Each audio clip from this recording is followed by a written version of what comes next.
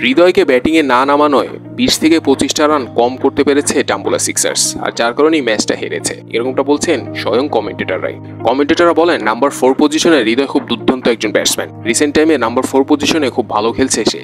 যে কটা ম্যাচই তার নাম্বার 4 পজিশনে দেখেছি খুবই ভালো খেলেছে সে, অথচ তাকে নাম্বার 4 এ সুযোগ দেয়নি, তার আগে মার্ক চ্যাপম্যানকে দেওয়া হয়েছে। আর এই বিষয়টাই কমেন্টেটরদের মাথায় ধরছে না। মার্ক চ্যাপম্যান এসে কোনো সুবিধাই করতে পারেনি। আগের ম্যাচে হাফ সেঞ্চুরি করার কারণেই এই ম্যাচে হয়তোবা হৃদয়ের আগেই সুযোগ পেয়েছিলেন, কিন্তু নেমেই তিনি একের পর এক ডট খাচ্ছিলেন। অন্য প্রান্তে কুশল পেরেরাকে কোনো সাপোর্টই দিতে পারছিলেন না মার্ক চ্যাপম্যান।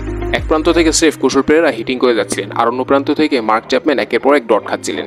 শেষমেশ 23 বলে 33 রান করে নট আউট থাকে, আর এই ইনিংসটাই ডাম্বুলা সিক্সার্সকে পিছিয়ে দিয়েছে, এরকমটাই বলছেন কমেন্টেটররা বলেন হৃদয় জানে লাস্ট 10 ওভারে কি করে ব্যাটিং করতে হয়। সে লাস্ট 10 ওভারে ম্যাক্সিমাম টাইম 4 ছক্কার উপরে ডিল করে, আর যেটা অবশ্যই দলের জন্যই ভালো। এরকম একজন ব্যাটসম্যান যখন আপনার দলে থাকবে তো অবশ্যই আপনি চাইবেন তাকে সুন্দর মতো ব্যবহার করতে, কিন্তু ডাম্বুলা তাকে ভালো মতো ব্যবহার করতে পারেনি, যার কারণে তারা পিছিয়ে পড়েছে, এরকমটাই বলছেন কমেন্টেটররা।